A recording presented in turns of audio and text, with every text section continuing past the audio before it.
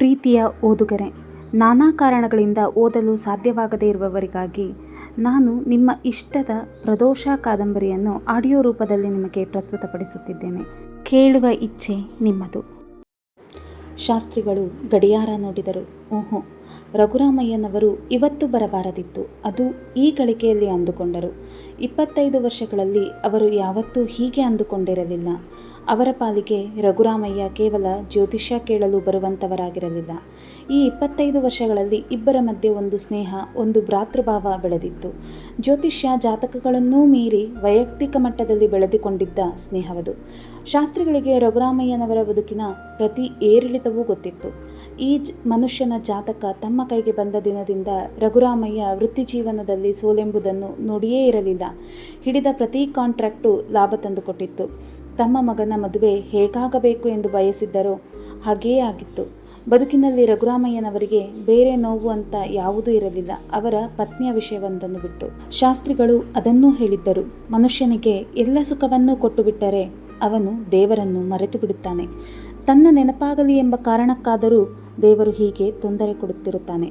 ಸುಮ್ಮನೆ ಸಹಿಸಿಕೊಳ್ಳಿ. ಇನ್ನೊಂದು ದಾರಿಯ ಬಗ್ಗೆ ಆಲೋಚನೆ ಮಾಡಬೇಡಿ. ನಿಮ್ಮ ಹಣೆಯಲ್ಲಿ ಸಂಸಾರ ಸುಖ ಬರೆದಿಲ್ಲ. ಅವರ ಮಾತು ಕರಾರುವಕ್ಕಾಗಿತ್ತು.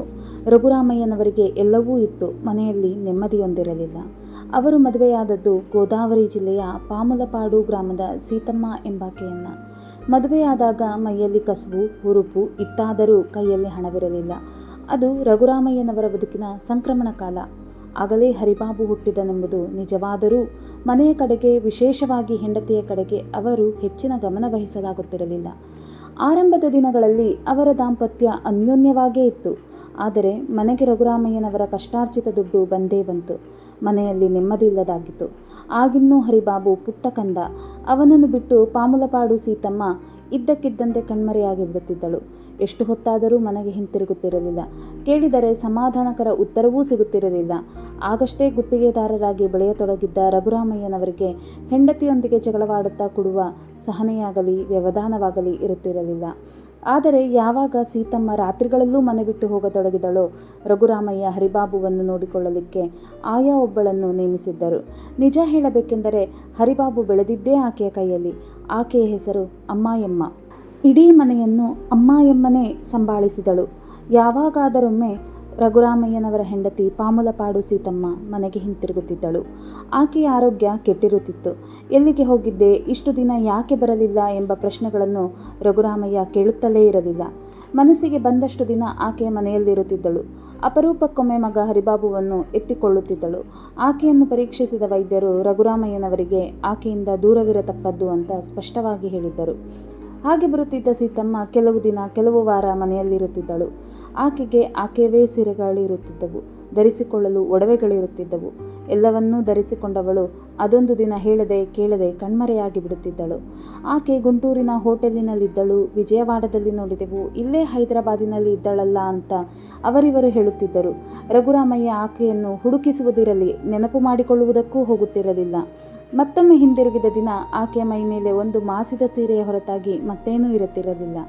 ಈ ಸಂಸಾರ ತುಂಬ ವರ್ಷ ಹೀಗೇ ನಡೆಯುತ್ತೆ, ನಿಮಗೆ ಬಿಡುಗಡೆ ಇಲ್ಲ. ಯಾವತ್ತೋ ಒಂದು ದಿನ ಆಕೆ ಶಾಶ್ವತವಾಗಿ ಹಿಂತಿರುಗುತ್ತಾಳೆ. ಯಾರಿಗೂ ಮನಸ್ಸಿಗೆ ನೆಮ್ಮದಿ ಇರುವುದಿಲ್ಲ ಅಂತ ಶಾಸ್ತ್ರಿಗಳು ಹೇಳಿದ್ದರು. ಆ ಮಾತು ನಿಜವಾಗಿತ್ತು. ಸರಿಸುಮಾರು 20 ವರ್ಷ ಗಂಡನನ್ನು ಬಿಟ್ಟು, ಮಗನನ್ನು ಬಿಟ್ಟು ಊರೂರು ಅಲೆದ ಸೀತಮ್ಮ ಕೊನೆಯ ಬಾರಿಗೆ ರಘುರಾಮಯ್ಯನವರ ಮನೆಗೆ ಹಿಂತಿರುಗಿದಾಗ ಗುರುತೇ ಸಿಗದಂತಾಗಿದ್ದಳು. ಮಗ ಹರಿಬಾಬು ಅಸಹ್ಯಿಸಿಕೊಂಡಿದ್ದ. ಆದರೂ ರಘುರಾಮಯ್ಯ ಆಕೆಗೆ ಆಶ್ರಯ ನೀಡಿದ್ದರು. ಅದೂ ಕೂಡ ಶಾಸ್ತ್ರಿಗಳ ಅಪ್ಪಣೆಯೇ. ಯಾಕೋ ಇವತ್ತು ಶಾಸ್ತ್ರಿಗಳಿಗೆ ಅದೆಲ್ಲವೂ ನೆನಪಾಯಿತು. ಅವರು ಮತ್ತೊಮ್ಮೆ ಗಡಿಯಾರ ನೋಡಿದರು. ಮಲ್ಲೇಶ್ವರದ ಗ್ರಂಥಿಗೆ ಅಂಗಡಿಗೆ ಹೋಗಿರುವ ರಘುರಾಮಯ್ಯ ಹಿಂತಿರುಗಲು ಇನ್ನೂ ಸ್ವಲ್ಪ ಸಮಯವಿದೆ. ಅಷ್ಟರಲ್ಲಿ ಇನ್ನೊಂದು ಸಲ ಸ್ನಾನ ಮಾಡಿ ಬಿಡೋಣವೆಂದು ನಿರ್ಧರಿಸಿದರು. ಸ್ವಲ್ಪ ಹೊತ್ತು ಕಾಮಾಖ್ಯಾದೇವಿಯ ಸಮ್ಮುಖದಲ್ಲಿ ಕುಳಿತರೆ ಮನಸ್ಸಿಗೆ ಅಷ್ಟು ಮಾತ್ರದ ನೆಮ್ಮದಿ. ಸ್ನಾನ ಮುಗಿಸಿ ಬಂದವರು ಆಗಷ್ಟೇ ಕುಂಕುಮಾರ್ಚನೆ ಮಾಡಿದ್ದ ಶ್ರೀಚಕ್ರವನ್ನೇ ದಿಟ್ಟಿಸಿದರು. ಅದು ಅಂಗೈಗಿಂತ ಚಿಕ್ಕದಾದ ಬೆಳ್ಳಿಯ ರೇಕು. ಅದರ ಮೇಲೆ ಶ್ರೀಚಕ್ರದ ರಂಗವಲ್ಲಿ. ಶಾಸ್ತ್ರಿಗಳು ಅದನ್ನು ಪೂಜೆ ಮಾಡಲಾರಂಭಿಸಿ 50 ವರ್ಷಗಳೇ ಆದವೇನೋ. ಯಾವುದು ತಪ್ಪಿದರೂ ಜೀವನದಲ್ಲಿ ಶ್ರೀಚಕ್ರದ ಪೂಜೆ ತಪ್ಪಿಲ್ಲ. ಅದನ್ನೇ ನೋಡುತ್ತಾ ಕುಳಿತವರಿಗೆ ಛೆ, ಪ್ರದೋಷ ಕಾಲದಲ್ಲಿ ಈ ಮಗು ಹುಟ್ಟಬಾರದಿತ್ತು ಅಂತ 101ನೇ ಸಲ ಅನ್ನಿಸಿತು. ಬಾಗಿಲಲ್ಲಿ ರಘುರಾಮಯ್ಯ ಹಿಂತಿರುಗಿದ ಸದ್ದು ಕೇಳಿಸಿತು. ಅವರಿಬ್ಬರೂ ಹಾಗೆ ವಿಶೇಷ ಪೂಜೆಯೊಂದಕ್ಕೆ ಅಣಿಯಾಗುತ್ತಿದ್ದಾಗಲೇ ಕವಿತಾ ತನ್ನ ಮಗುವನ್ನು ಹತ್ತಿರಕ್ಕೆ ಎಳೆದುಕೊಂಡಳು. ಹಿಂದಿನ ದಿನ ಕ್ವಾರ್ಟರ್ಸಿನಲ್ಲಿ ಆತ್ಮಹತ್ಯೆ ಮಾಡಿಕೊಂಡ ಸೆಕ್ಯೂರಿಟಿ ಗಾರ್ಡ್ ಬಗ್ಗೆ ಅವಳಿಗೆ ಏನೂ ಗೊತ್ತಿರಲಿಲ್ಲ. ಮಗು ಅವಳ ತೆಕ್ಕೆಯಲ್ಲಿ ನೆಮ್ಮದಿಯಾಗಿ ಮಲಗಿತ್ತು. ಮನೆಯಿಂದ ಫ್ಲಾಸ್ಕ್ನಲ್ಲಿ ಬಿಸಿ ಕಾಫಿ ತಂದ ಹರಿಬಾಬು ಹೆಂಡತಿಗೆ ಅಕ್ಕರೆಯಿಂದ ಗುಡ್ ಮಾರ್ನಿಂಗ್ ಹೇಳಿದ. ದಂಪತಿಗಳ ಮುಖದಲ್ಲಿ ಹೆಮ್ಮೆಯಿತ್ತು. ಕವಿತಾ ಮಗುವನ್ನೆತ್ತಿಕೊಂಡು ಕಾರಿಳಿಯುತ್ತಿದ್ದಂತೆಯೇ ಬಾಗಿಲಲ್ಲಿ ಹಾಜರಾದವಳು ಶಿವಮ್ಮ. ವಯಸ್ಸು ಸುಮಾರು 50 ಬನ್ನೇರುಘಟ್ಟದಾಚೆಗಿನ ಜಿಗಣೆಯವಳು. ಹಣೆಯಲ್ಲಿ ದೊಡ್ಡ ಕುಂಕುಮ, ಮುಖದಲ್ಲಿ ಮುಗುಳ್ನಗೆ, ಕೈಯಲ್ಲಿ ಕೆನ್ನೀರಿನ ಹಾರತಿ ಹಿಡಿದು ಮೆಟ್ಟಿಲ ಬಳಿಗೆ ಬಂದವಳನ್ನು ನೋಡಿ ತೃಪ್ತಿಯಿಂದ ನಿಟ್ಟುಸಿರಾದವರು ರಘುರಾಮಯ್ಯ. ಮೊಮ್ಮಗ ಬರುವ ಹೊತ್ತಿಗೆ ಬಾಗಿಲಲ್ಲಿ ಆರತಿ ಎತ್ತುವವರಿಲ್ಲದೆ ಹೋದರೆ ಅದೆಂಥ ಮನೆ? ಕವಿತಾಳನ್ನು 2 ನಿಮಿಷ ಹರಿಬಾಬುವಿನ ಪಕ್ಕದಲ್ಲಿ ನಿಲ್ಲಿಸಿ ಶಿವಮ್ಮ ಸಣ್ಣಗೆ ರಾಗ ಹಾಡುತ್ತಾ ಆರತಿ ಎತ್ತಿದಳು. ಹರಿಬಾಬು ಆಕೆಯ ಕೈಲಿದ್ದ ಕೆನ್ನೀರಿನ ಆರತಿ ತಟ್ಟೆಗೆ ಮುಟ್ಟಿಸಿ 500 ರೂಪಾಯಿಗಳ ನೋಟೊಂದನ್ನು ಶಿವಮ್ಮನಿಗೆ ಕೊಟ್ಟ. ಮುತ್ತೈದೆಯ ಮುಖದಲ್ಲಿ ಚಿಕ್ಕ ಮುಗುಳ್ನಗೆ. ಮನೆಯೊಳಕ್ಕೆ ಬಲಗಾಲಿಟ್ಟು ಬಂದಳು ಕವಿತಾ. ಆಗಲೇ ಅವಳಿಗೆ ಆಯಿಲಮ್ಮ ಕಾಣಿಸಿಕೊಂಡದ್ದು. ಹಣೆಯ ಮೇಲೆ ಕುಂಕುಮವಿರಲಿಲ್ಲವಾದ್ದರಿಂದ ಆಕೆ ಬಾಗಿಲಿಗೆ ಬಂದಿರಲಿಲ್ಲ. 40 ದಾಟಿದ ನೀಳದೇಹ, ಕಪ್ಪು ಕಟ್ಟಿಗೆಯಿಂದ ಮಾಡಿದ ಎತ್ತರನೆಯ ವಿಗ್ರಹದಂತಿದ್ದಳು. ನೋಡಿದ ಕೂಡಲೇ ಶ್ರೀಕಾಕುಳಂ ಜಿಲ್ಲೆಯವಳೆಂದು ಹೇಳಬಹುದಿತ್ತು. ಒರಟಾದ ಹತ್ತಿ ನೂಲಿನ ಸೀರೆಯುಟ್ಟಿದ್ದಳಾದರೂ ಶುಭ್ರವಾಗಿದ್ದಳು. ಕವಿತಾಗೆ ಬೇರೆ ಏನನ್ನಾದರೂ ಸಹಿಸಿಕೊಳ್ಳುವುದು ಸಾಧ್ಯವಿತ್ತು, ಆದರೆ ಶ್ವಪಚತನವನ್ನಲ್ಲ. ಹರಿಬಾಬುವಿಗೆ ಆ ವಿಷಯ ಚೆನ್ನಾಗಿ ಗೊತ್ತಿತ್ತು. ಹಳ್ಳಿಗಾಡಿನವಳಾದರೂ ಆಯಿಲಮ್ಮನಿಗೆ ತುಂಬ ಶುಭ್ರವಾಗಿರುವಂತೆ ತಿಳಿಸಿದ್ದ. ಅವಳಿಗೂ ಶಿವಮ್ಮನಿಗೂ ಹಣ ಕೊಟ್ಟು ಹೊಸ ಬಟ್ಟೆ ತಂದುಕೊಡುವಂತೆ ಹೇಳಿದ್ದ. ಕವಿತಾಳ ಕೈಯಲ್ಲಿ ಮುದುಡಿ ಮುದ್ದೆಯಾದಂತೆ ಮಲಗಿಕೊಂಡಿದ್ದ 2 ದಿನಗಳ ಮಗುವನ್ನು ಹಾಲ್ನಲ್ಲೇ ಇದಿರುಗೊಂಡು ಇಸಿದುಕೊಂಡಳು ಆಯಿಲಮ್ಮ. ಆ ಮಗುವನ್ನು ಜೋಪಾನ ಮಾಡುವುದು ಇನ್ನು ನನ್ನ ಜವಾಬ್ದಾರಿ ಎಂಬಂಥ ಭಾವನೆ ಆಕೆಯ ಕಣ್ಣುಗಳಲ್ಲಿತ್ತು.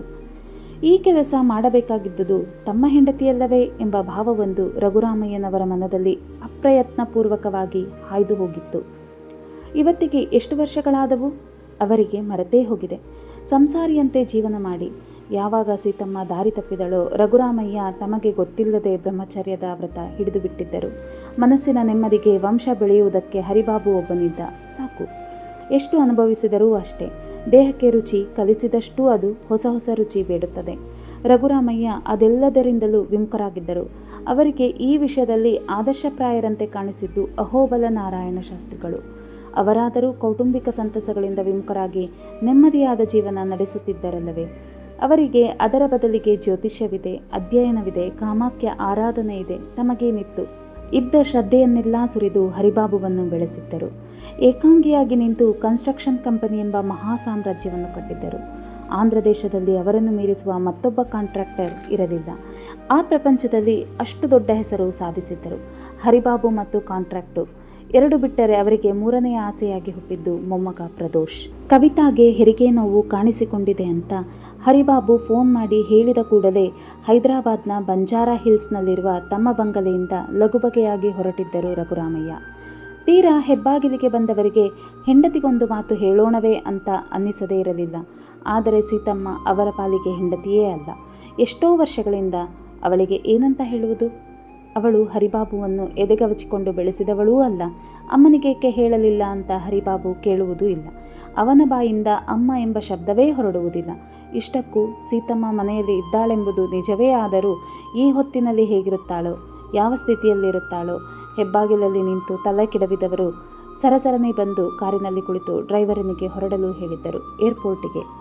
ಅವರಿನ್ನೂ ಏರ್ಪೋರ್ಟ್ ತಲುಪಿರಲಿಲ್ಲ. ಹರಿಬಾಬುವಿನ ಫೋನ್ ಬಂದಿತ್ತು. ಗಂಡು ಮಗು. ವಿಮಾನ ಹತ್ತುವಾಗಲೇ ರಘುರಾಮಯ್ಯ ಮೊಮ್ಮಗುವಿಗೆ ಈ ಹೆಸರೇನಿಡಬೇಕೆಂದು ತೀರ್ಮಾನಿಸಿದ್ದರು. ಪ್ರದೋಷ ಕಾಲದಲ್ಲಿ ಹುಟ್ಟಿದ ಕಂದ. ಆದರೆ ಹುಟ್ಟಿದ ಗಳಿಗೆ ಕೇಳಿ ಶಾಸ್ತ್ರಿಗಳು ಆ ಪರಿ ವಿಚಲಿತರಾಗಿ ಹೋಗುತ್ತಾರೆಂಬುದು ಅವರಿಗಾದರೂ ಏನು ಗೊತ್ತಿತ್ತು? ಈಗ ಅದಕ್ಕೆಲ್ಲ ಶಾಂತಿ ಮಾಡಿಸಿಯಾಗಿತ್ತು. ಶಾಸ್ತ್ರಿಗಳೇ ಹೇಳಿದಂತೆ ಇನ್ನು 6 ವರ್ಷ ಯಾವ ಸಮಸ್ಯೆಯೂ ಇಲ್ಲ. ಮಗ ಮನೆ ಕಟ್ಟುತ್ತಾನೆ, ಸೊಸೆ ವೈನಾಗಿ ಹೊಂದಿಕೊಂಡಿರುತ್ತಾಳೆ. ಹರಿಬಾಬುವಿಗೆ ಮೇಲಿಂದ ಮೇಲೆ ವಿದೇಶ ಯಾತ್ರೆಯ ಯೋಗವಿದೆ. ಕಾಂಟ್ರಾಕ್ಟುಗಳ ಪ್ರಪಂಚದಲ್ಲಿ ರಘುರಾಮಯ್ಯನವರಿಗೆ ಪ್ರತಿಸ್ಪರ್ಧಿಯೇ ಇರುವುದಿಲ್ಲ. ಮಗು ಆರೋಗ್ಯವಾಗಿರುತ್ತದೆ. ದುಂಡು ದುಂಡಗೆ ಬೆಳ್ಳಗಿರುವ ಆರೋಗ್ಯವಂತ ಮಗು. ಹೊಟ್ಟೆಯ ಮೇಲೆ ಹೊಕ್ಕುಳ ಬಳಿ 1 ಕಾಸಿನಗಲದ ಅರೆಗೆಂಪು ಮಚ್ಚೆ ಇರುತ್ತದೆ. ಮಗು ಬೆಳೆದಂತೆಲ್ಲ ಮಚ್ಚೆಯ ರಂಗೂ ಕೆಂಪೇರುತ್ತದೆ. ಅದು ಅವನು ಪೂರ್ವಜನ್ಮದಿಂದ ಹೊತ್ತು ತಂದದ್ದು ಎಂದು ಶಾಸ್ತ್ರಿಗಳು ಹೇಳಿದ್ದರು. ಅದ್ಯಾವ ವಿಷಯವನ್ನು ರಘುರಾಮಯ್ಯ ಮಗನಿಗಾಗಲಿ ಸೊಸೆಗಾಗಲಿ ಹೇಳಿರಲಿಲ್ಲ. ಹೇಳಿದ್ದರೂ ಆಗಷ್ಟೇ ಹುಟ್ಟಿದ ಮಗುವಿನ ಹೊಟ್ಟೆಯ ಮೇಲೆ ಕಾಸಿನಗಲದ ಮಚ್ಚೆಯನ್ನು ನೋಡುತ್ತಿದ್ದಂತೆ ಅವರಿಗೆ ಮನೆಯಲ್ಲಿದ್ದ ಆಫ್ರಿಕಾದ ಗೊಂಬೆ ಟಿಂಬಾ ನೆನಪಾಗಲು ಸಾಧ್ಯವಿರಲಿಲ್ಲ. ಅವತ್ತು ಮಗುವಿನ ಹೊಕ್ಕಳ ಪಕ್ಕದ ಮಚ್ಚೆಯನ್ನು ನೋಡುತ್ತಿದ್ದಂತೆಯೇ ಅವರಿಬ್ಬರ ಪೈಕಿ ಒಬ್ಬರು ಮನೆಯ ಮೂಲೆಯಲ್ಲಿದ್ದ ಆಫ್ರಿಕಾದ ಗೊಂಬೆ ಟಿಂಬಾ ಕೈಗೆತ್ತಿಕೊಂಡು ನೋಡಿದ್ದಿದ್ದರೆ ಅದರ ಹೊಟ್ಟೆಯ ಮೇಲೆ ಸರಿಯಾಗಿ ಅದೇ ಹೊಕ್ಕುಳ ಪಕ್ಕದ ಜಾಗದಲ್ಲಿ ಕಾಸಿನಗಲದ ಮಚ್ಚೆಯಷ್ಟು ರಕ್ತಸ್ರಾವವಾಗಿ ಒಣಗಿ ಹೋಗಿತ್ತು. ಪ್ರದೋಷ್ ಹುಟ್ಟಿದ ಗಳಿಗೆಯಲ್ಲೇ. ಸೊಸೆ ತನ್ನ ಕೋಣೆಗೆ ಹೋದ ಮೇಲೆ ಅಲ್ಲೇ ಹಾಲ್ನಲ್ಲಿದ್ದ ಸೋಫಾದ ಮೇಲೆ ಕುಳಿತು ಸಮಾಧಾನದ ನಿಟ್ಟುಸಿರಿಟ್ಟರು ರಘುರಾಮಯ್ಯ. ಆಸ್ಪತ್ರೆಯಿಂದ ಕಳಿಸಿಕೊಡುವ ಮುನ್ನ ಮಗುವನ್ನೊಮ್ಮೆ ಪರೀಕ್ಷೆ ಮಾಡಿದ ವೈದ್ಯರು ಯಾವ ಸಮಸ್ಯೆಯೂ ಇಲ್ಲ ಅಂತ ಹೇಳಿದ್ದರು. ಕವಿತಾ ಮತ್ತು ಮಗು ಹೊರಡಲಿದ್ದ ಕಾರಿಗೆ ಆಸ್ಪತ್ರೆಯ ಸಿಬ್ಬಂದಿಯವರು ರಿಬ್ಬನ್ಗಳನ್ನು ಕಟ್ಟಿ ಗುಲಾಬಿ ಹೂವು ಹಚ್ಚಿ ಅಲಂಕರಿಸಿದ್ದರು. ತೀರಾ ಹೊರಡುವ ಮುನ್ನ ಅಲ್ಲಿದ್ದ ನರ್ಸ್ ಒಬ್ಬಳಿಗೆ ಅದೇನೆನ್ನಿಸಿತೋ ಏನೋ, ಮುಂದಿನ ಡೆಲಿವರಿಗೆ ಇದೇ ಆಸ್ಪತ್ರೆಗೆ ಬನ್ನಿ ಮೇಡಮ್, ನನಗೆ ನಿಮ್ಮನ್ನು ಕಂಡ್ರೆ ತುಂಬ ಇಷ್ಟ ಅಂದಿದ್ದಳು. ಕವಿತಾಳಿಗೆ ನಗು ಬಂತಾದರೂ ಅವರ ಮಾತಿಗೆ ಹೇಗೆ ರಿಯಾಕ್ಟ್ ಮಾಡಬೇಕೆಂಬುದೇ ಗೊತ್ತಾಗಿರಲಿಲ್ಲ. ಸಾಮಾನ್ಯವಾಗಿ ಆಸ್ಪತ್ರೆಯ ಸಿಬ್ಬಂದಿಯವರು ಹೀಗೆ ಮಾತನಾಡುವುದಿಲ್ಲ. ಈಗ ತಾನೇ ಗಂಡು ಮಗುವೊಂದನ್ನು ಹಡೆದ ಯಾವ ಹೆಂಗಸೂ ಅಷ್ಟು ಬೇಗನೆ 2ನೇ ಹೆರಿಗೆಯ ಬಗ್ಗೆ ಯೋಚಿಸುವುದಿಲ್ಲ. ತಾಯಿ ಗರ್ಭದಿಂದ ಹೊರಬಿದ್ದು ಹೊಸ ವಾತಾವರಣಕ್ಕೆ ಬಂದಿದ್ದ ಮಗು ದೊಡ್ಡ ಆರ್ಭಟದೊಂದಿಗೆ ಬಂದಿತ್ತು. ಹರಿಬಾಬುವಿನಂತೆಯೇ ಆಜಾನುಬಾಹು, ದೊಡ್ಡ ಗಂಟಲು. ವಾರ್ಡಿಗೆ ತಂದು ತಾಯಿಯ ಪಕ್ಕಕ್ಕೆ ಮಲಗಿಸುವುದರೊಳಗಾಗಿ ದೊಡ್ಡ ಶಬ್ದದೊಂದಿಗೆ ಬೆಟ್ಟು ಚೀಪುತ್ತಿತ್ತು. ಹೊಟ್ಟೆ ಬಾಕ ಅಂತ ಮುದ್ದಿನಿಂದ ಗದರಿದ ಹರಿಬಾಬು ಮಗುವಿನ ಕೆನ್ನೆ ನೇವರಿಸಿದ್ದ. ಕವಿತಾ ಮನೆಗೆ ಬಂದ ದಿನ ಮನೆಯಲ್ಲಿ ಸಂಭ್ರಮವಿತ್ತು. ಹಿತ್ತಿಲಲ್ಲಿ ಕೆಂಡ ಮಾಡಿ ತಂದ ಆಯಿಲಮ್ಮ ಹರಳು ಹರಳಾಗಿದ್ದ ಸಾಂಬ್ರಾಣಿಯನ್ನು ಹಿಡಿಬಿಚ್ಚಿ ಹಾಕುತ್ತಿದ್ದಂತೆಯೇ ಅದರ ಘಮ ಇಡೀ ಮನೆ ಪಸರಿಸಿತ್ತು. ತಂದೆ ಮಗ ಎಂದಿನಂತೆ ಹಾಲ್ನಲ್ಲಿ ವಿಸ್ಕಿಯ ಬಾಟಲು ಬಿಚ್ಚಿಕೊಂಡು ಕುಳಿತರು. ಇಬ್ಬರ ಮಧ್ಯೆ ಮೊದಲಿಂದಲೂ ಆ ಸ್ನೇಹವಿತ್ತು. ಹರಿಬಾಬು ಗೆಳೆಯರೊಂದಿಗೆ ಮೊದಲ ಬಿಯರ್ ಕುಡಿದಿದ್ದಾನೆಂದು ಗೊತ್ತಾದ ದಿನ ರಘುರಾಮಯ್ಯ ಅವರು ಕರೆದು ಹೇಳಿದ್ದರು, ಇನ್ನು ಮೇಲೆ ನನ್ನೊಂದಿಗೆ ಕುಡಿ. ಹೆಚ್ಚು ಮಾತಾಡದಿದ್ದರೂ ಹಾಗೆ ತಂದೆ ಮಗ ಗೆಳೆಯರಂತೆ ಕುಳಿತು ಕುಡಿಯುವುದರಲ್ಲಿ ಒಂದು ಸಂತೋಷವಿದೆ. ಎಷ್ಟು ಹೊತ್ತು ಕುಳಿತಿದ್ದರೂ ಇಬ್ಬರೂ ಕುಡಿಯುವುದು 1.5 ಪೆಗ್ಗೆ. ರಘುರಾಮಯ್ಯ ಅದನ್ನೂ ಮೀರಿ ಯಾವತ್ತೂ ಕುಡಿದವರಲ್ಲ. ರಾತ್ರಿ 9:00ವರೆಗೆಲ್ಲ ಅವರಿಗೆ ಊಟವಾಗಿ ಬಿಡಬೇಕು. ಹೊಸದಾಗಿ ಬಂದ ಶಿವಮ್ಮನಿಗೆ ಅದೆಲ್ಲ ಗೊತ್ತಾಗುವುದೋ ಇಲ್ಲವೋ ಅಂತ ಹರಿಬಾಬು ಯೋಚಿಸುತ್ತಿರುವಾಗಲೇ ಕೋಣೆಯ ಕದ ತೆರೆದುಕೊಂಡು ನಿಧಾನವಾಗಿ ಹೊರಬಂದಳು ಕವಿತಾ. ತಂದೆ ಮಗನ ಕಣ್ಣುಗಳಲ್ಲಿ ಆಶ್ಚರ್ಯ, ಆಕ್ಷೇಪಣೆಗಳಿದ್ದವು. ನಥಿಂಗ್ ಟು ವರಿ, ಡಾಕ್ಟರೇ ಹೇಳಿದ್ದಾರೆ, ಸ್ವಲ್ಪ ಓಡಾಡು ಅಂತ. ನನಗೂ ಮಲಕೊಂಡು ಬೇಜಾರಾಗುತ್ತೆ. ಇಷ್ಟಕ್ಕೂ ನಾನೇನು ಅಡುಗೆ ಮಾಡಿ ಬಡಿಸೋದಿಲ್ಲವಲ್ಲ, ಶಿವಮ್ಮ ಬಡಿಸ್ತಾಳೆ. ಮಾವಯ್ಯನವರಿಗೆ ಹೇಗೆ ಬಿಡಿಸಬೇಕು ಅಂತ ಒಂದು ಸಲ ತೋರಿಸಿಕೊಟ್ಟು ಬಿಡ್ತೀನಿ. ಮಗು ಹತ್ರ ಆಯಿಲಮ್ಮ ಇದ್ದಾಳೆ. ತಂದೆ ಮಗನ ಆಕ್ಷೇಪಣೆ ಮಾತುಗಳ ರೂಪ ಪಡೆಯುವುದಕ್ಕೆ ಮುಂಚಿತವಾಗಿಯೇ ಎಲ್ಲದಕ್ಕೂ ಉತ್ತರ ಕೊಟ್ಟಿದ್ದ ಕವಿತಾ ಡೈನಿಂಗ್ ಟೇಬಲ್ ಬಳಿಗೆ ಬಂದಿದ್ದಳು. ಅವತ್ತು ತಾನೇ ನಿಂತು ರಘುರಾಮಯ್ಯನವರಿಗೆ ಊಟ ಬಡಿಸಿದ್ದಳು. ಯಾವ ಜನ್ಮದ ಮಗಳು ಮನಸ್ಸಿನಲ್ಲೇ ಉದ್ಗರಿಸಿದರು ರಘುರಾಮಯ್ಯ. ಆದರೆ 100 ಕಿಲೋಮೀಟರ್ ದೂರದ ಹೈದರಾಬಾದಿನ ಬಂಜಾರ ಹಿಲ್ಸ್ನ ಬಂಗಲೆಯಲ್ಲಿ ಘಟನೆಯೊಂದು ಯಾರ ಕಣ್ಣಿಗೂ ಬೀಳದಂತೆ ನಡೆದು ಹೋಗಿತ್ತು. ಗಂಡ ರಘುರಾಮಯ್ಯ ಕಾರು ಹತ್ತಿ ಹೋದದ್ದು ಪಾಮುಲಪಾಡು ಸೀತಮ್ಮನಿಗೆ ಸ್ಪಷ್ಟವಾಗಿ ಗೊತ್ತಾಗಿತ್ತು. ಹಾಗೆ ಗಂಡ ಹೋಗುವುದು ಆಕೆಗೆ ಹೊಸದೇನಲ್ಲ. ಎಲ್ಲಿಗೆ ಹೋಗುವುದಿದ್ದರೂ ಗಂಡ ತನಗೊಂದು ಮಾತು ಹೇಳಿ ಹೋಗುವುದಿಲ್ಲ ಅಂತ ಅರ್ಹತೆಯನ್ನು ತಾನು ಉಳಿಸಿಕೊಂಡಿಲ್ಲ. ಈ ಮನೆಯಿಂದ ತಾನು ಅದೆಷ್ಟು ಸಲ ಹಾಗೆ ಹೇಳದೆ ಹೋಗಿಲ್ಲ. ಮೊದಲಿಗೆ ಪ್ರಶ್ನೆಗಳಿರುತ್ತಿದ್ದವಾದರೂ ಆಮೇಲೆ ತನ್ನನ್ನು ರಘುರಾಮಯ್ಯ ಕೇಳುವುದನ್ನೇ ಬಿಟ್ಟು ಬಿಟ್ಟಿದ್ದರು. ತನ್ನ ವರ್ತನೆಯನ್ನು ಆತ ಅದೊಂದು ಕರ್ಮವೆಂಬಂತೆ ಸಹಿಸಿಕೊಳ್ಳುತ್ತಿದ್ದರು. ಮಂಚದ ಮೇಲೆ ಮಲಗಿದ್ದವಳಿಗೆ ಅದೇಕೋ ಎದ್ದು ಎಲೆ ಅಡಿಕೆ ಹಾಕಿಕೊಳ್ಳಬೇಕೆನ್ನಿಸಿತ್ತು. ಎದ್ದವಳೆ ಪಕ್ಕದ ಟೀಪಾಯಿಯ ಮೇಲಿದ್ದ ಎಲೆ ಕೈಗೆತ್ತಿಕೊಂಡು ಅದಕ್ಕೆ ಸುಣ್ಣ ಸವರಿದಳು. ಆ ನಂತರ ಅಲ್ಲೇ ಇದ್ದ 2 ಎಸಳು ಹೊಗೆ ಸೊಪ್ಪು ಬಿಡಿಸಿಕೊಂಡು ಕೊಡವಿ ಅದಕ್ಕೆ ನೀರು ಚುಮುಕಿಸಿಕೊಂಡು ಮಡಚಿ ಬಾಯಲ್ಲಿಟ್ಟುಕೊಂಡಳು. ತಂಬಾಕಿನ ರಸ ದವಡಿಗೆ ತಾಗಿ ಬೆಚ್ಚಗಾದ ಗಳಿಗೆಯಲ್ಲೇ ಇದ್ದಕ್ಕಿದ್ದ ಹಾಗೆ ಆಕೆಯ ಕಣ್ಣು ಅದುರಿದವು. ಸಂಜೆ ಸತ್ತು ರಾತ್ರಿ ಹುಟ್ಟುವ ಪ್ರದೋಷ ಕಾಲವದು. ಏಕೋ ಸೀತಮ್ಮ ಕುಳಿತಲ್ಲೇ ಬೆವರಿದಳು. ಎದೆ ಮೇಲಿಂದ ಮೇಲೆ ಧವಗುಟ್ಟಿತ್ತು. ತಿಂದ ತಂಬಾಕಿನಲ್ಲಿ ಏನಾದರೂ ದೋಷವಿದೆಯಾ ಎಂದುಕೊಂಡು ತಂಬಾಕಿನತ್ತ ಕಣ್ಣು ಹೊರಳಿಸಿದವಳಿಗೆ ತನ್ನನ್ನು ಯಾರೋ ದಿಟ್ಟಿಸಿ ನೋಡುತ್ತಿದ್ದಾರೆ ಎಂಬ ಭಾವನೆ ಬಲವಾಯಿತು. ತಟ್ಟನೆ ಕಣ್ಣೆತ್ತಿ ನೋಡಿದರೆ ಮಹಡಿ ಮನೆಯ ಕಿಟಕಿಯಲ್ಲಿ ಮನುಷ್ಯನ, ಪ್ರಾಣಿಯ, ಗೊಂಬೆಯ ಅರ್ಥವಾಗದಂತಹ ಒಂದು ಆಕೃತಿ. ಕಿರುಚಬೇಕೆಂದರೆ ಕಿರುಚಲಾಗದ ಸ್ಥಿತಿ. ಎದ್ದು ನಿಂತುಕೊಳ್ಳಲು ಪ್ರಯತ್ನಿಸಿದಳಾದರೂ ಮೈ ತುಯ್ದು ಬಂತು. ಕಿಟಕಿಯಲ್ಲಿ ನಿಂತ ಆಕೃತಿ ತನ್ನನ್ನೇ ನೋಡುತ್ತಿದೆ. ಏಯ್, ಯಾರದು ಅನ್ನ ಹೊರಟವಳಿಗೆ ನಾಲಗೆಯೇ ಹೊರಳದಂತಾಯಿತು. ನಿಂತಿದ್ದವಳು 2 ಹೆಜ್ಜೆ ಕಿಟಕಿಯ ಕಡೆಗಿಟ್ಟಳು. ಆಗ ಜಾರಿತು ಕಾಲು. ಸ್ಥೂಲದೇಹಿಯಾಗಿದ್ದ ಸೀತಮ್ಮ ಬುಡಕಡಿದ ಬಾಳೆಗಿಡದಂತೆ ಬಿದ್ದು ಬಿಟ್ಟಳು. ಕಿಟಕಿಯಲ್ಲಿ ಯಾರೋ ನಕ್ಕಂತಾಯಿತು. ತೀರಾ ಪ್ರಜ್ಞೆ ತಪ್ಪುವ ಮುನ್ನ ಸೀತಮ್ಮನಿಗೆ ಕೇಳಿಸಿದ್ದು ಒಂದು ಕ್ಷೀಣವಾದ ಸಿಳ್ಳೆ. ಕಿಟಕಿಯಲ್ಲಿದ್ದ ಆಕೃತಿ ತಂತಾನೇ ಮರೆಯಾಯಿತು. ಅದರ ಹೆಸರು ಟಿಂಬ. ಕಿಟಕಿಯಿಂದ ಕೆಳಕ್ಕೆ ಸರಾಗವಾಗಿ ಜಾರಿತು ಟಿಂಬ. ಅದನ್ನು ಗಮನಿಸುವಷ್ಟು ಪ್ರಜ್ಞೆ ಸೀತಮ್ಮನ ಮೈಮೇಲೆ ಇರಲಿಲ್ಲ. ಆಕೆ ಆಗಲೇ ನಿಧಾನವಾಗಿ ಪ್ರಜ್ಞೆ ಕಳೆದುಕೊಳ್ಳುತ್ತಿದ್ದಳು. ಮಹಡಿಯ ಮೇಲಿದ್ದ ಆಕೆಯ ಕಿಟಕಿಯ ಸರಳಿಗೆ ಕಚ್ಚಿಕೊಂಡಂತೆ ನಿಂತಿದ್ದ ಟಿಂಬ. ಆಕೆ ಕೆಳಕ್ಕೆ ಬೀಳುತ್ತಿದ್ದಂತೆಯೇ ಅಲ್ಲಿಂದ ತಾನು ಜಾರಿಕೊಂಡಿತು. ಆಕಾರ ನೋಡುತ್ತಿದ್ದರೆ ಅದು ಕೋತಿಯ ಚಿಕ್ಕ ವಯಸ್ಸಿಗೇನೆ ವಿಪರೀತವಾಗಿ ಬೆಳೆದ ಮಗುವ, 2 ಕಾಲುಗಳ ಮೇಲೆ ಎದ್ದು ನಿಂತ ಮಾರ್ಜಾಲವ, ತುಂಬ ಕುಳ್ಳಗಿನ ಮನುಷ್ಯನ, ಅತ್ಯಂತ ಕ್ರೂರ ಕ್ರುದ್ಧ ಮನಸ್ಸಿನ ವ್ಯಕ್ತಿಯೊಬ್ಬ ಕೂತು ದುಷ್ಟ ಶ್ರದ್ಧೆಯಿಂದ ನಿರ್ಮಿಸಿದ ಗೊಂಬೆಯ ಒಂದು ಗೊತ್ತಾಗುತ್ತಿರಲಿಲ್ಲ. ಮಹಡಿಯ ಮೇಲಿಂದ ಕೆಳಕ್ಕೆ ಜಾರುವಾಗ ಅದರ ಬಾಯಲ್ಲಿ ಒಂದು ಕ್ಷೀಣವಾದ ಸಿಳ್ಳೆ ಇತ್ತು. ಅದನ್ನು ಕೇಳಿಸಿಕೊಳ್ಳಲು ರಘುರಾಮಯ್ಯನವರ ಬಂಗಲೆಯಲ್ಲಿ ನೌಕರರೂ ಕೂಡ ಇರಲಿಲ್ಲ. ಆದರೆ ಸ್ಪಷ್ಟವಾಗಿ ಒಬ್ಬ ಮನುಷ್ಯ ಅದನ್ನು ನೋಡಿದ್ದ. ಹೈದರಾಬಾದಿನ ರಘುರಾಮಯ್ಯನವರ ಬಂಗಲೆಯಲ್ಲಿ ಅಲ್ಲ, ಕವಿತಾ ಮಗುವನ್ನು ಹೆತ್ತಿದ್ದ ಬೆಂಗಳೂರಿನ ಆಸ್ಪತ್ರೆಯಲ್ಲಿ. ಆತನ ಹೆಸರು ಮುನೇಗೌಡ. ನಿಜ ಹೇಳಬೇಕೆಂದರೆ ಆಗಷ್ಟೇ ಆತನ ಡ್ಯೂಟಿ ಮುಗಿದಿತ್ತು. ಸಂಜೆ 6ಕ್ಕೆ ಆತನ ಗಾರ್ಡ್ ಡ್ಯೂಟಿ ಮುಗಿದು ರಾತ್ರಿ ಪಾಳಿಯ ಗಾರ್ಡ್ ಚೆಲುವಯ್ಯ ಡ್ಯೂಟಿಗೆ ಬರಬೇಕಿತ್ತು. ಅವತ್ತು ಅದೇಕೋ ಚೆಲುವಯ್ಯ ಬರುವುದು ತಡವಾಗಿತ್ತು. ಆಸ್ಪತ್ರೆಯ ಗೇಟಿನಲ್ಲಿ ನಿಂತು ಚೆಲುವಯ್ಯನಿಗಾಗಿ ಕಾದು ಬೇಸತ್ತ ಮುನೇಗೌಡ ಕೈಲಿದ್ದ ಚಿಕ್ಕ ಬೆತ್ತವನ್ನು ಹಾಗೇ ಹಿಡಿದುಕೊಂಡು ಇಡೀ ಆಸ್ಪತ್ರೆಯ ಸುತ್ತ ಒಂದು ಸಲ ಗಸ್ತು ತಿರುಗಿ ಬರೋಣವೆಂದು ಹೊರಟ. ಬೆಂಗಳೂರಿನ ಜಯನಗರದಲ್ಲಿದೆ ಆಸ್ಪತ್ರೆ. ಹೆಸರಿಗೆ ಆಸ್ಪತ್ರೆಯೇ ಹೊರತು ಒಳಗೆ ಕಾಲಿಟ್ಟರೆ ಅದೊಂದು ಅದ್ಭುತ ಪಂಚತಾರಾ ಹೋಟೆಲು. 20,000 ಚದರ ಅಡಿಗಳ ವಿಸ್ತಾರದಲ್ಲಿ ಬಹಳ ಮಟ್ಟಸವಾಗಿ ಪ್ಲಾನ್ ಮಾಡಿ ಕಟ್ಟಿಸಿದ 7 ಅಂತಸ್ತುಗಳ ಆಸ್ಪತ್ರೆ. ಇಡೀ ಕಟ್ಟಡಕ್ಕೆ ಏರ್ ಕಂಡೀಷನಿಂಗ್ ಮಾಡಿಸಲಾಗಿತ್ತು. ಗಾರ್ಡ್ಗಳಿಗೆ ಆಸ್ಪತ್ರೆಯ ಕಟ್ಟಡದ ಸುತ್ತಲೂ ಓಡಾಡುವಷ್ಟು ಜಾಗ ಬಿಡಲಾಗಿದ್ದು, ಹಿಂಬದಿಯಲ್ಲಿ ಮುನೇಗೌಡನಿಗೆಂದೇ ಒಂದು ಕೋಣೆ ಕಟ್ಟಿಸಲಾಗಿತ್ತು. ಅದು ಎಲ್ಲ ಸೆಕ್ಯೂರಿಟಿ ಗಾರ್ಡ್ಗಳ ಪಾಲಿಗೆ ರೆಸ್ಟ್ ರೂಮ್ನಂತಹುದಾದರೂ ಹೆಂಡತಿ ಮಕ್ಕಳಿಲ್ಲದ ಮುನೇಗೌಡ ಅಲ್ಲಿಯೇ ವಾಸವಾಗಿದ್ದ. ಸುಮಾರು 45 ವಯಸ್ಸಿನ ಗಟ್ಟಿಮುಟ್ಟಾದ ಆಳು ಮುನೇಗೌಡ. ಅವತ್ತು ಸಂಜೆ ಸತ್ತು ಇರುಳು ಬೀಳುತ್ತಿದ್ದರೆ ಕೈಯಲ್ಲಿ ಬೆತ್ತ ಹಿಡಿದು ಆಸ್ಪತ್ರೆಯ ಸುತ್ತ ಗಸ್ತು ತಿರುಗುತ್ತಿದ್ದ. ಕಟ್ಟಡದ ಹಿಂಬದಿಗೆ ಬಂದ. ಸುಮ್ಮನೆ ಹಾಗೇ ಹೊರಟು ಹೋಗಿದ್ದರೆ ಅವನ ಜೀವ ಉಳಿಯುತ್ತಿತ್ತೇನೋ. ಆದರೆ ಕಾರಣವೇ ಇಲ್ಲದೆ ಸುಮ್ಮನೆ ಒಮ್ಮೆ ತಲೆ ಎತ್ತಿ ನೋಡಿದ್ದ. ಆಗ ಕಾಣಿಸಿತ್ತು ಅವನ ಕಣ್ಣಿಗೆ ಟಿಂಬ. ನೋಡಿದ ತಕ್ಷಣ ಅದು ಕಪ್ಪು ಮೈಬಣ್ಣದ ಕೋತಿ ಇರಬಹುದಾ ಅಂದುಕೊಂಡ. ನಸುಗತ್ತಲೆಯಲ್ಲಿ ಅದರ ಬಣ್ಣ ಸ್ಪಷ್ಟವಿರಲಿಲ್ಲ. ಅದು ಕಿಟಕಿಯೊಂದರ ಬಳಿ ಗೋಡೆ ಹಿಡಿದುಕೊಂಡು ಅವಚಿಕೊಂಡಂತೆ ಕುಳಿತಿತ್ತು. ಬಾಲವಿರಲಿಲ್ಲ. ಕಿಟಕಿಯಿಂದ ಅದು ಏನನ್ನೋ ಬಗ್ಗಿ ನೋಡಲು ಹವಣಿಸುತ್ತಿತ್ತು. ಆದರೆ ಮುನೇಗೌಡನಿಗೆ ಗೊತ್ತು, ಅದು ಮೆಟರ್ನಿಟಿ ರೂಮ್, ಅಂದರೆ ಹೆರಿಗೆ ನಡೆಯುವ ಜಾಗ. ಅದರ ಕಿಟಕಿಗಳಿಗೆ ದಪ್ಪನೆಯ ಗಾಜುಗಳಿದ್ದು ಅವುಗಳನ್ನು ಸದಾ ಮುಚ್ಚಿರಲಾಗುತ್ತದೆ. ಅಷ್ಟೇ ಅಲ್ಲ, ಕಿಟಕಿಗೆ ದಪ್ಪನೆಯ ಪರದೆಗಳನ್ನು ಇಳಿಬಿಟ್ಟಿರುತ್ತಾರೆ. ಸೂರ್ಯನ ಕಿರಣಗಳೂ ಕೂಡ ಒಳಕ್ಕೆ ಪ್ರವೇಶಿಸುವುದು ಸಾಧ್ಯವಿಲ್ಲ. ಅಂಥ ಜಾಗದಲ್ಲಿ ಕೋತಿ ಕುಳಿತು ಏನು ಮಾಡುತ್ತಿದೆ? ಮುನೇಗೌಡ ತುಂಬ ಅಚ್ಚರಿಪಡಲಿಲ್ಲ, ಹೆದರಲೂ ಇಲ್ಲ. ಆಸ್ಪತ್ರೆಯಿಂದ ಮೇಲೆ ಇವೆಲ್ಲ ಇದ್ದದ್ದೇ ನಿಜ. ಅವತ್ತಿನ ತನಕ ಯಾವತ್ತೂ ಕೋತಿಯಂತಹ ಪ್ರಾಣಿಗಳು ಈ ಪ್ರಾಂಗಣದೊಳಗೆ ಬಂದಿರಲಿಲ್ಲ. ಇವತ್ತು ಬಂದಿದೆ. ಕೈಯಲ್ಲಿ ಬೆತ್ತ ಹಿಡಿದುಕೊಂಡೇ ಅವನು ಒಂದು ಸಲ ಶೂ ಶೂ ಎಂದು ಪ್ರಾಣಿಗಳನ್ನು ಓಡಿಸುವವರಂತೆ ಸದ್ದು ಮಾಡಿದ. ಆಗ ನೋಡಿತು ಟಿಂಬ. ಅದರ ಬಾಯಲ್ಲಿ ಸಣ್ಣಗೆ ನೊರೆ ಇತ್ತು. ಕಣ್ಣು ಕೆಂಡದ ಚೂರುಗಳಂತಿದ್ದವು. ಕಿಟಕಿಯನ್ನು ಅವಚಿಕೊಂಡು ದೇಹವನ್ನು ಒಂದು ಸಲ ಸಣ್ಣಗೆ ಕದಲಿಸಿತು. ಅದರ ನೆತ್ತಿ ತರುಕು ತರಕಾಗಿದೆ ಎಂಬುದು ಮುನೇಗೌಡನಿಗೆ ಅರಿವಿಗೆ ಬಂದಿತ್ತು.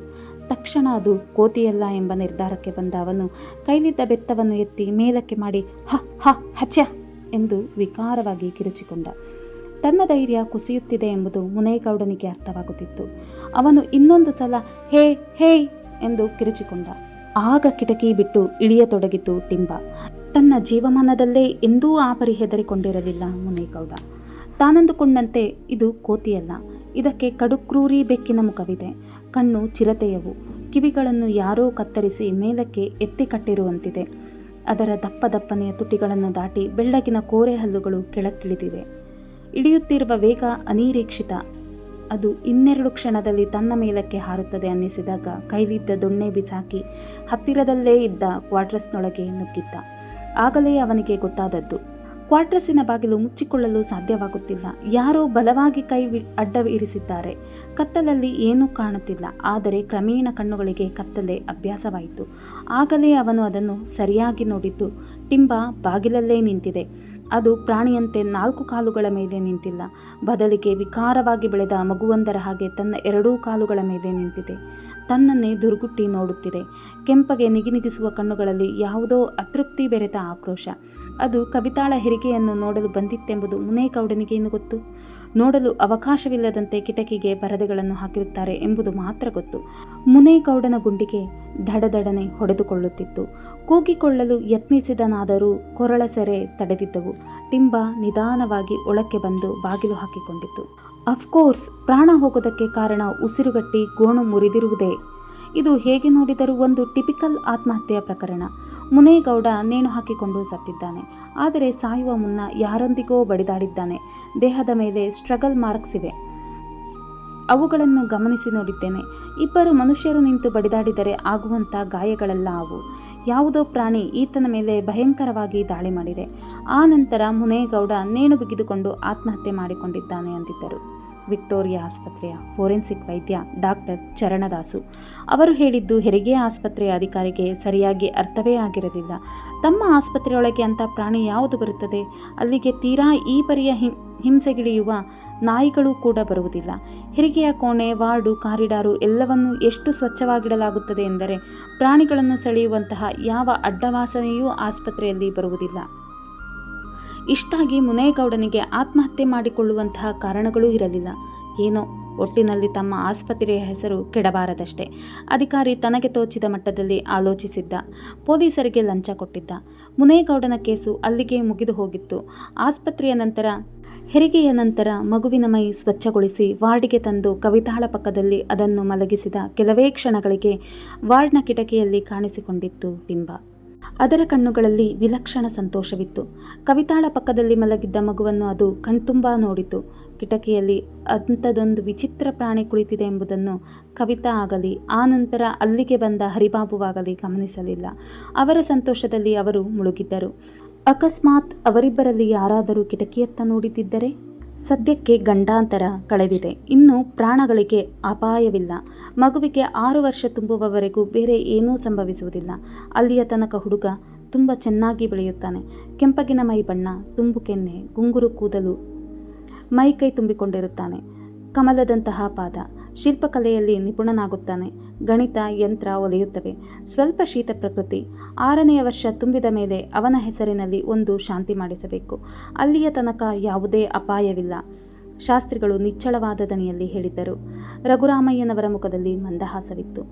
ಅಹೋಬಲ ನಾರಾಯಣ ಶಾಸ್ತ್ರಿಗಳು ಯಾವತ್ತಿಗೂ ಎದುರಿನವರನ್ನು ಸಂಪ್ರೀತಗೊಳಿಸಲು ಸುಳ್ಳು ಹೇಳುವುದಿಲ್ಲ. ಮಗುವಿನ ಜಾತಕ ಬರೆಯುವ ಮುನ್ನ ಅವರು ಅಖಂಡವಾಗಿ 6 ತಾಸು ಶ್ರೀಚಕ್ರದ ಪೂಜೆ ಮಾಡಿದ್ದರು. ಬೆಳ್ಳಿಯ ಶ್ರೀಚಕ್ರದ ಮೇಲೆ ಕುಂಕುಮದ ಗುಡ್ಡೆಯೇ ಬಿದ್ದಿತ್ತು. ಪೂಜೆ ಮುಗಿಯುವಷ್ಟು ಹೊತ್ತು ಆ ಮನೆಯಲ್ಲಿದ್ದುದು ದೈವಿ ಮೌನ. ರಘುರಾಮಯ್ಯನವರು ಕುಳಿತಲ್ಲಿಂದ ಕದಲಿರಲಿಲ್ಲ. ಶಾಸ್ತ್ರಿಗಳಿಗೆ ಶ್ರೀಚಕ್ರ ಪೂಜೆಯ ಮೇಲೆ ಅದೆಂಥ ವಿಶ್ವಾಸವಿದೆ ಎಂಬುದನ್ನು ಅವರು ಬಲ್ಲರು.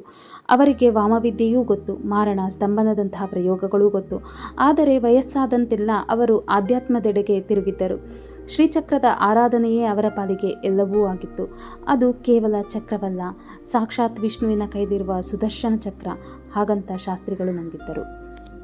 ಇದ್ಯಾವುದಕ್ಕೂ ಸಂಬಂಧವೇ ಇಲ್ಲವೆಂಬಂತೆ ಇದ್ದು ಬಿಟ್ಟಿದ್ದವಳು ಕವಿತಾ. ಅವಳ ಮಡಿಲಲ್ಲಿ ಆರೈಕೆಯಲ್ಲಿ ಅದ್ಭುತವಾಗಿ ಬೆಳೆಯತೊಡಗಿತ್ತು ಮಗು. ಹರಿಬಾಬುವಿಗೆ ಮಗುವಿನೊಂದಿಗೆ ಕಾಲ ಕಳೆಯುವುದೇ ಒಂದು ಸಂಭ್ರಮ. ಸದ್ಯದ ಮಟ್ಟಿಗೆ ಯಾವುದೇ ದೇಶಕ್ಕೆ ಕಳಿಸಬಾರದೆಂದು ಅವನು ತನ್ನ ಕಂಪನಿಯವರನ್ನು ವಿನಂತಿಸಿದ್ದ. ರಘುರಾಮಯ್ಯನವರು ನೆನಪಾದಾಗೊಮ್ಮೆ ಬೆಂಗಳೂರಿಗೆ ಬಂದು ಮೊಮ್ಮಗನನ್ನು ನೋಡಿಕೊಂಡು ಹೋಗುತ್ತಿದ್ದರು. ಮನೆಯಲ್ಲಿ ಪ್ರತಿಯೊಂದಕ್ಕೂ ನೆರವಾಗಲು ಆಳುಗಳಿದ್ದರು. ಎಲ್ಲವೂ ಶಾಸ್ತ್ರಿಗಳು ಹೇಳಿದಂತೆ ಸುಸೂತ್ರವಾಗಿ ನಡೆದು ಹೋಗುತ್ತಿತ್ತು. ಪ್ರದೋಷ್ಗೆ 6 ತುಂಬುವ ತನಕ. 6 ವರ್ಷಗಳ ಹಿಂದೆ ಮಂಚದ ಮೇಲಿಂದ ಎದ್ದು ನಿಲ್ಲಲು ಹೋಗಿ ಆಯತಪ್ಪಿ ನೆಲಕ್ಕೆ ಬಿದ್ದಿದ್ದ ಸೀತಮ್ಮ ಸರಿಯಾಗಿ ಚೇತರಿಸಿಕೊಂಡೇ ಇರಲಿಲ್ಲ. ಮೊದಲಿನ ಸಂಗತಿಗಳು ಏನೇ ಇರಲಿ, ರಘುರಾಮಯ್ಯ ಅದೆಲ್ಲವನ್ನೂ ಮರೆತು ಮಾನವೀಯತೆಯಿಂದ ನಡೆದುಕೊಂಡಿದ್ದರು. ಅವತ್ತು ಕಿಟಕಿಯಲ್ಲಿ ಯಾರೋ ನಿಂತಿದ್ದಾರೆ ಅಂದುಕೊಂಡು ಅತ್ತ ತಿರುಗಿದ ಸೀತಮ್ಮ ಆಯತಪ್ಪಿ ನೆಲಕ್ಕೆ ಬಿದ್ದಾಗ ತಕ್ಷಣ ಆಕೆಯ ಸ್ಪೃಹೆ ತಪ್ಪಿತ್ತು. ಆದರೆ ಮೈಮೇಲೆ ಎಚ್ಚರ ಬಂದು ಸಣ್ಣಗೆ ಪಕ್ಕಕ್ಕೆ ಹೊರಳಲೆತ್ನಿಸಿದ ಸೀತಮ್ಮನವರಿಗೆ ಸೊಂಟದ ಮೂಳೆಯಲ್ಲಿ ಅಗಾಧವಾದ ನೋವು ಕಾಣಿಸಿಕೊಂಡಿತ್ತು. ಮೈಯೆಲ್ಲ ಬೆವತಿದೆ ಮತ್ತು ತಾನು ಉಟ್ಟ ಸೀರೆಯಲ್ಲಿ ಮೂತ್ರ ವಿಸರ್ಜನೆ ಮಾಡಿಕೊಂಡಿದ್ದೇನೆ ಎಂಬುದು ಅರಿವಿಗೆ ಬಂದಿತ್ತು. ಸೀತಮ್ಮ ನೆರವಿಗಾಗಿ ಕೂಗಿಕೊಂಡರು. ಅದು ಕೆಳಗಿನ ಮಹಡಿಯಲ್ಲಿರುವ ಆಳುಗಳಿಗೆ ಕೇಳಿಸಲಿಲ್ಲವೆಂಬುದು ಆಕೆಗೇ ಗೊತ್ತಾಯಿತು. ಒಮ್ಮೆ ಕಿಟಕಿಯತ್ತ ನೋಡಿದರು. ಅಲ್ಲಿ ಕೇವಲ ಕತ್ತಲೆ ಇತ್ತು. ತನಗೆ ಎಚ್ಚರ ತಪ್ಪುವ ಮುನ್ನ ಅಲ್ಲಿ ಯಾರೋ ನಿಂತಿದ್ದುದು ಸುಳ್ಳ? ಅದು ಮನುಷ್ಯನ, ಪ್ರಾಣಿಯ?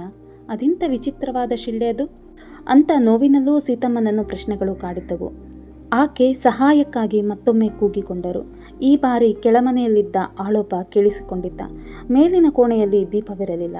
ರಘುರಾಮಯ್ಯನವರೆಡೆಗೆ ಆ ಮನೆಯ ಆಳುಗಳಿಗೆ ಎಂಥ ನಿಷ್ಠೆ ಮತ್ತು ಗೌರವಗಳಿದ್ದವೆಂದರೆ ಅವರು ಮೌನವಾಗಿ ಸಹಿಸಿಕೊಳ್ಳುತ್ತಾರೆಂಬ ಕಾರಣಕ್ಕೆ ಆಳುಗಳೆಲ್ಲರೂ ಸೀತಮ್ಮನನ್ನು ಸಹಿಸಿಕೊಳ್ಳುತ್ತಿದ್ದರು. ಆಕೆಗೆ ವಿಲಕ್ಷಣವಾದ ಚಟಗಳಿದ್ದವು. ಕಪ್ಪಗಿನ ಮಾರುದ್ದದ ಒಣತಂಬಾಕಿನ ಎಸಳುಗಳನ್ನು ತರಿಸಿಟ್ಟುಕೊಳ್ಳುತ್ತಿದ್ದಳು. ತಂಬಾಕು ಮುಗಿದು ಹೋದರೆ ಆಕೆಯದು ಒಂದೇ ಇರಾದಂತ. ಸಟ್ಟ ಸರಹೊತ್ತಿನಲ್ಲಿ ಗಲಾಟೆ ಮಾಡಿ ಆಳುಗಳನ್ನೆಬ್ಬಿಸಿ ಕಡೆಗೆ ಎಲ್ಲಿಂದಲಾದರೂ ಸರಿ ಗುಟ್ಕಾ ಚೀಟಿ ತರಿಸಿ ತಿನ್ನುತ್ತಿದ್ದಳು. ಏನೂ ಸಿಗಲಿಲ್ಲವೆಂದರೆ ಸಿಗರೇಟು ತರಿಸಿ ಅದನ್ನೇ ಮುರಿದುಕೊಂಡು ಒಳಗಿನ ತಂಬಾಕು ತೆಗೆದುಕೊಂಡು ತಿನ್ನುತ್ತಿದ್ದಳು. ಆಕೆಗೆ ಊಟದ ಪರಿವೇ ಇರುತ್ತಿರಲಿಲ್ಲ. ಹಗಲೊಂದು ರೀತಿಯ ವರ್ತನೆಯಾದರೆ ರಾತ್ರಿ ಅದು ಇನ್ನೊಂದು ರೀತಿಯ ವರ್ತನೆ. ಸೀತಮ್ಮ ಕುಡಿಯುತ್ತಿದ್ದಳು. ಊಟವನ್ನು ಕೋಣೆಗೆ ಒಯ್ದು ಇಟ್ಟು ಬರುತ್ತಿದ್ದ ಆಳುಗಳಿಗೆ ಕೆಲವೊಮ್ಮೆ ಆಕೆ ಒಂದೇ ಒಂದು ತುತ್ತು ತಿಂದಿಲ್ಲ ಎಂಬುದು ಗೊತ್ತಾಗುತ್ತಿತ್ತು. ಆಕೆ ಮನಸ್ಸಿಗೆ ಬಂದಾಗ ಸ್ನಾನ ಮಾಡುತ್ತಿದ್ದಳು. ಇಂಥದನ್ನೇ ಉಡಬೇಕು ಎಂಬುದಿರಲಿಲ್ಲ. ಒಂದೇ ವ್ಯತ್ಯಾಸವೆಂದರೆ ಮೊದಲಿನಂತೆ ಒಡವೆ ಸಮೇತ ದಿನಗಟ್ಟಲೆ ನಾಪತ್ತೆಯಾಗುತ್ತಿರಲಿಲ್ಲ. ಮೇಲ್ಮಹಡಿಯಿಂದ ಕೂಗು ಕೇಳಿಸುತ್ತಿದ್ದಂತೆಯೇ ಹತ್ತಿ ಹೋದ ಆಳು ನೆಲದ ಮೇಲೆ ಬಿದ್ದಿದ್ದ ಸೀತಮ್ಮನವರನ್ನು ಎಬ್ಬಿಸಲು ಪ್ರಯತ್ನಿಸಿದ. ಆಕೆ ಸ್ಥೂಲದೇಹಿ. ಎಬ್ಬಿಸುವುದು ತನ್ನೊಬ್ಬನಿಂದ ಸಾಧ್ಯವಾಗುವ ಮಾತಲ್ಲ ಎಂಬುದು ಅವನಿಗೆ ಅರಿವಾಯಿತು. ತಕ್ಷಣ ಕೆಳಕ್ಕಿಳಿದು ಹೋಗಿ ಇಬ್ಬರು ಹೆಣ್ಣು ಮಕ್ಕಳನ್ನು ಕರೆತಂದ. ಹೆಣ್ಣಾಳುಗಳು ಸೀತಮ್ಮನನ್ನು ಎತ್ತಿ ಮಂಚದ ಮೇಲೆ ಮಲಗಿಸಿ ಉಡುಪು ಬದಲಿಸಿದರು. ಆಕೆಯ ನಾಲಗೆ ಒಣಗಿ ಹೋಗಿತ್ತು. ಕುಡಿಯಲು ನೀರು ಕೇಳಿದಳು. ಪಕ್ಕೆಯ ನೋವು ಜೀವ ಹಿಂಡುತ್ತಿತ್ತು. ಡ್ರೈವರನ ನೆರವಿನೊಂದಿಗೆ ಕಾರಿನಲ್ಲಿ ಆಸ್ಪತ್ರೆಗೆ ಸೇರಿಸೋಣವೆಂದರೆ ಪಾಮುಲಪಾಡು ಸೀತಮ್ಮ ಸುತಾರಾಮ್ ಒಪ್ಪಲಿಲ್ಲ. ದಿಲ್ಸುಖ್ ನಗರದ ಮೂಲೆಯಲ್ಲಿ ಪುತ್ತೂರಿನ ಶಲ್ಯದ ವೈದ್ಯರಿದ್ದಾರೆ. ತನಗೆ ಅವರಿಂದಲೇ ಪಟ್ಟು ಹಾಕಿಸಬೇಕು ಎಂದು ಹಠ ಹಿಡಿದಳು. ಆಗಲೇ ರಾತ್ರಿ ದಟ್ಟವಾಗುತ್ತಿತ್ತು. ಮನೆಯ ಹಿರಿಯ ಆಳು ರಘುರಾಮಯ್ಯನವರ ನಂಬರಿಗೆ ಫೋನ್ ಮಾಡಿದ್ದ. ಆಕೆ ಏನು ಬೇಕು ಅನ್ನುತ್ತಾಳು ಅದನ್ನು ಮಾಡಿ ಎಂಬ ಉತ್ತರ ಬಂದಿತ್ತು. ಬಂಜಾರಾ ಹಿಲ್ಸ್ನ ಬಂಗಲೆಯಿಂದ ದಿಲ್ಸುಖ್ ನಗರದ ಮೂಲೆಯಲ್ಲಿದ್ದ ಪುತ್ತೂರು ವೈದ್ಯರ ಆಸ್ಪತ್ರೆಗೆ ಕರೆದೊಯ್ದು ಕಟ್ಟು ಹಾಕಿಸಿಕೊಂಡು ಬಂದದ್ದಾಯಿತು. ವೈದ್ಯರು ಮೊದಲು ಸೀತಮ್ಮನ ಮುರಿದ ಸೊಂಟ ನೀವಿದ್ದರು. ಆನಂತರ 4 ಜನ ಆಕೆಯನ್ನು ಬಲವಾಗಿ ಹಿಡಿದುಕೊಂಡಿದ್ದರೆ ವೈದ್ಯರು ಎದ್ದು ತಮ್ಮ ಬಲಗಾಲಿನಿಂದ ಪಕ್ಕೆಯ ಮೂಳೆಯನ್ನು ಇದ್ದ ಶಕ್ತಿಯನ್ನೆಲ್ಲ ಹಾಕಿ ತುಳಿದು ಬಿಟ್ಟಿದ್ದರು. ಪ್ರಾಣ ಹೋಗುವಂತ ನೋವು. ಸೀತಮ್ಮ ಎದೆಯೊಡೆದು ಹೋಗುವಂತೆ ಅಮ್ಮಾ ಎಂದು ಅರಚಿದ್ದಳು. ಆ ಗಳಿಗೆಯಲ್ಲಿ ಆಕೆಯ ಕಣ್ಣೆದುರಿಗೆ ಸುಳಿದದ್ದು ಅದೇ ಕಿಟಕಿಯೊಳಗಿನ ಆಕೃತಿ ಬಿಂಬ. ರಘುರಾಮಯ್ಯ ಹೆಂಡತಿಯ ಪರಿಸ್ಥಿತಿಯ ಬಗ್ಗೆ ಫೋನಿನಲ್ಲಿ ವಿಚಾರಿಸಿಕೊಳ್ಳುತ್ತಿದ್ದರಾದರೂ ತಕ್ಷಣಕ್ಕೆ ಹೈದರಾಬಾದಿಗೆ ಹಿಂದಿರುಗುವ ಅವಸರ ತೋರಿಸಿರಲಿಲ್ಲ. ಸೀತಮ್ಮ ಬಿದ್ದು ಪಕ್ಕೆಯ ಮೂಳೆ ಮುರಿದುಕೊಂಡಿದ್ದಾಳೆಂಬ ವಿಷಯವನ್ನು ಮಗನಿಗೆ ಸೂಕ್ಷ್ಮವಾಗಿ ತಿಳಿಸಿದ್ದರು. ಆದರೆ ಏನಾಯಿತಂತೆ ಅಂತ ವಿವರಗಳನ್ನು ಕೂಡ ಕೇಳಿರಲಿಲ್ಲ ಹರಿಬಾಬು. ತಾಯಿಯೊಂದಿಗೆ ಅವನಿಗೆ ಯಾವ ಬಾಂಧವ್ಯವೂ ಬೆಳೆದಿರಲಿಲ್ಲ. ಹೆಂಡತಿ ಎಂಬ ಅಭಿಮಾನ ರಘುರಾಮಯ್ಯನವರಿಗೆ ಉಳಿದಿರಲಿಲ್ಲ. ಪ್ರದೋಷ್ ಹುಟ್ಟಿದ ಸಂತಸದಲ್ಲಿ ತಂದೆ ಮಗ ಪ್ರಪಂಚವನ್ನೇ ಮರೆತಿದ್ದರು. ಅವರು ಸೀತಮ್ಮನ ಬಗ್ಗೆ ಕವಿತಾಳಿಗೂ ಒಂದು ಮಾತು ಹೇಳಿರಲಿಲ್ಲ. ಕವಿತಾ ಆಸ್ಪತ್ರೆಯಿಂದ ಹಿಂತಿರುಗಿದ ಮೇಲೆ ರಘುರಾಮಯ್ಯನವರು ಅಹೋಬಲ ನಾರಾಯಣ ಶಾಸ್ತ್ರಿಗಳನ್ನು 2 ಬಾರಿ ಭೇಟಿಯಾಗಿದ್ದರಾದರೂ ಆ ಬಗ್ಗೆ ಅವರೆದುರು ಪ್ರಸ್ತಾಪಿಸಿರಲಿಲ್ಲ. ಅದೇ ಅವರು ಮಾಡಿದ ತಪ್ಪು. ಕವಿತಾ ಬೇರೆಯದೇ ವ್ಯಕ್ತಿಯಾಗಿ ಬಿಟ್ಟಿದ್ದಳು. ಆ ಮನೆಯಲ್ಲಿ ಕೇವಲ ಪ್ರದೋಷ್ ಹುಟ್ಟಿರಲಿಲ್ಲ, ಒಬ್ಬ ಹೊಸ ತಾಯಿ ಹುಟ್ಟಿದ್ದಳು. ಒಂದು ಸುದೀರ್ಘ ಸಂಭ್ರಮ ಹುಟ್ಟಿತ್ತು. ಅವಳು ಇಡೀ ದಿನ ಮಗುವಿನ ಆರೈಕೆಯಲ್ಲೇ ಇದ್ದು ಬಿಡುತ್ತಿದ್ದಳು. ಮಗುವಿನಲ್ಲಿ ದಿನಕ್ಕೊಂದು ಬದಲಾವಣೆ. ಅದರ ಪುಟ್ಟ ಕದಲಿಕೆಯೂ ಕವಿತಾಳಲ್ಲಿ ಪುಳಕ ಉಂಟು ಮಾಡುತ್ತಿತ್ತು. ಪ್ರದೋಷ್ ಹುಟ್ಟಿದ ಮೇಲೆ ಹರಿಬಾಬು ತನ್ನ ಕಂಪನಿಯಲ್ಲಿ 2 ಬಾರಿ ಪ್ರಮೋಷನ್ ಪಡೆದಿದ್ದ. ಕೆಲವು ದಿನಗಳ ಮಟ್ಟಿಗೆ ವಿದೇಶ ಯಾತ್ರೆ ಬೇಡವೆಂದುಕೊಂಡನಾದರೂ ಕಂಪನಿಯವರು ಅವನ ಬೆನ್ನು ಬಿದ್ದಿದ್ದರು. ಎಲ್ಲಿಗೆ ಹೋದರೂ ಯಾವ ಕೆಲಸಕ್ಕೆ ಕೈ ಹಾಕಿದರೂ ಹರಿಬಾಬು ಸೋಲುವವನಲ್ಲ. ಅವನದು ಮುನ್ನುಗ್ಗುವ ಸ್ವಭಾವ. ಆದರೆ ಆಡುವ ಪ್ರತಿ ಚಿಕ್ಕ ಮಾತನ್ನು ತೂಗಿ ಅಳೆದು ಆಡುವುದು ರೂಢಿ. ಅನೇಕ ವಿಷಯಗಳಲ್ಲಿ ಅವನು ತನ್ನ ತಂದೆ ರಘುರಾಮಯ್ಯನವರನ್ನೇ ಹೋಲುತ್ತಿದ್ದ.